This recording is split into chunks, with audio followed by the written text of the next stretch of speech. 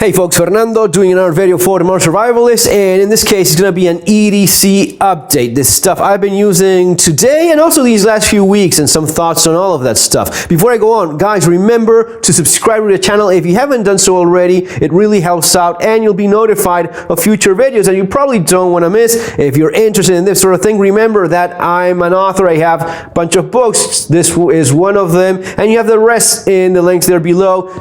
Street survival skills, the Modern Survival Manual, surviving the economic collapse, especially with the economic stuff going on. Probably want to check that out. And bugging out and relocating, which I think those three will give you a good, especially for people interested now with everything going on around the world. Some people now getting into it. And if you have been into survival and preparedness, but in a very unrealistic manner, and you're seeing all of this and realizing, damn, none of the things I've been doing helps much with everything going on. Well, that's where practical, realistic survival comes into place, which is what I've been doing for a number of years now. Let's get to it. Besides the common things that everyone has, your cell phone, your wallet, maybe a watch and car keys and whatever, if you are interested in survival and preparedness in a practical manner, there's a series of tools you want to have with you at all times. This is where EDC, everyday carry, comes into play. Now, I'll also say this, there's a bunch of channels that are awesome, fantastic, beautifully edited, unlike my own,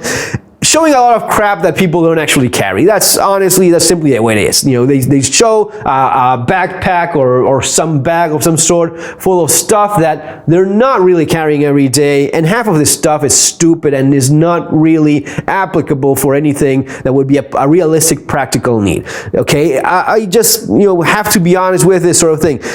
After several years of being into this stuff for a while, you realize that, the huge backpack, I mean, maybe there is some guy, in my experience, I haven't found one. I haven't found a single person that has shown a massive bag that is supposedly carried every single day, that they actually carry that every single day. Maybe a smaller fanny pack or backpack. I mean, I change my setup depending on the needs I have. An EDC bag with a daily carry bag with some survival stuff in there, yeah, sure, that's realistic. Now, a dedicated big backpack full of crap for the end of the world, really don't see that being much applied. One of the things that I do see being very useful is the pocket EDC stuff, which is, besides the basic stuff that you have in terms of a wallet, cell phone, is having a knife of some sort, having a multi-tool of some sort, and a flashlight. These would be the things I just really don't want to compromise on. Over years, I've tried to stay very firm regarding this. The multi-tool is the thing that I've had with me for many years, and I just cannot part with it. Now, being completely honest, today, this was my EDC. Actually, the watch was this one that I was using, but usually it's gonna be this sort of stuff. Now, besides that, you make certain choices in terms of specifically what you carry. For example, not just any just normal shades, but glasses also are rated as safety glasses. This means there's going to be protecting your eyes from anything that could potentially impact and hurt your sight. So get quality stuff. These are Polaroid. You don't have to buy expensive stuff. Polaroid, that's a good brand. These are great lenses. These are polarized as well, which helps quite a bit, especially for driving. So affordable, good quality. Look it up yourself. You'll find probably in many stores Polaroid or in Amazon you can get it as well. Your wallet, sure, but have a little bit more extra cash. Have a few $100 bills in there. Yes, some smaller change also makes sense, but sometimes you want the bigger bucks, especially with inflation. As you're starting to realize now, guys, remember that sort of thing. You'll see those $100 bills being worth less and less. Don't be surprised if one of these days you start adding zeros to those. A knife. Today I didn't take my Leatherman Charge, but I had my Cold Steel Voyager with me. Fantastic, solid folder. It's actually quite sturdy. This is a good option as a folding knife. Ideally, I would have one on each side. That would be the best setup. That's what I actually do most often, is have one on each pocket. You have both hands within reach of some kind of blade. That may be a lifesaver in some cases. In terms of flashlight, this is what I had with me today. I'm trying out the Through Night Mini Archer, which was sent for reviewing by the people. Full disclosure, was sent to me for reviewing by the people over at Through Night. I like it. It's compact, clicky, and you have the clicky is very nice. And you have a couple modes there where you can go into strobe for security. You can have that brighter mode or the basic one. With the basic one, that's just usually fine. Keep this in mind. You may want to have something that is very bright. You may want to have a strobe for defense, as practical or as not as that may be, but at least you have it. And also, if there's a case in which you have to be for an extended period of time using a flashlight. I was just watching this old woman in Ukraine spending almost a month in a shelter. Yes, that's the kind of thing where you're going to be stretching that battery as much as you can. This one has it's not a micro, it's a USB Type-C for recharging. That is very practical. That can be quite handy at times. And it has a clip in both directions, meaning that with a baseball cap, you can have it as a headlamp as well.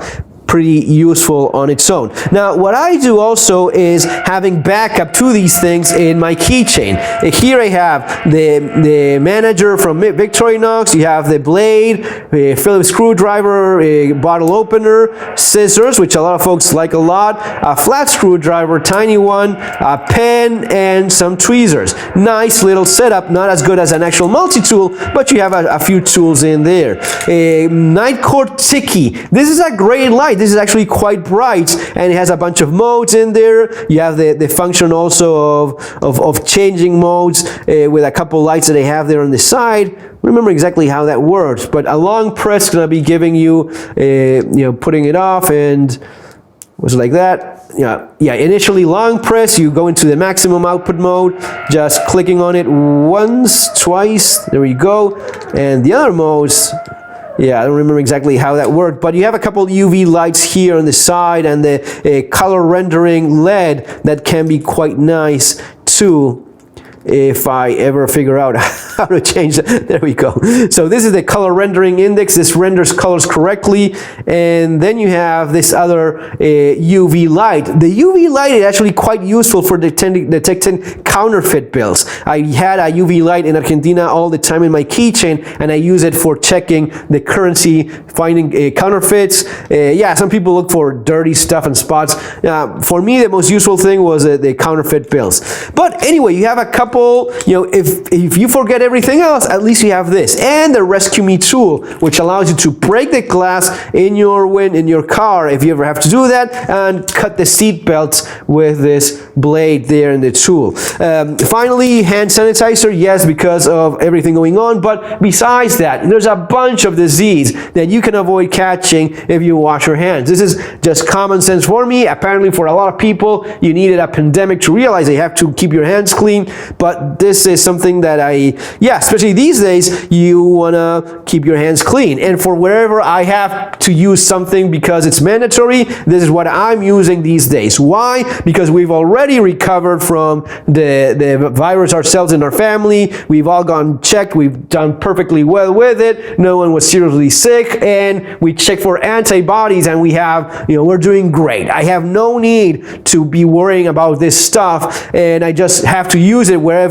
it's required in certain buildings and so on. So for that stuff, this is what I keep as compact as possible, just doing that. Anyway, guys, I hope you enjoyed this little video. A few ideas for you to consider if you're interested in all of this stuff. Street survival skills is where I cover all of the practical, and they have a chapter specifically on EDC, the stuff that you want to have with you at all times, quite a bit on self-defense, even stuff on terms like clothing. When you're talking about EDC, that's something that you want to, this is the chapter on gear and EDC stuff. Anyway, and for the economic stuff, the surviving the economic collapse would be the one you want to get. Guys, see you on our next video. Have an awesome day. Take care.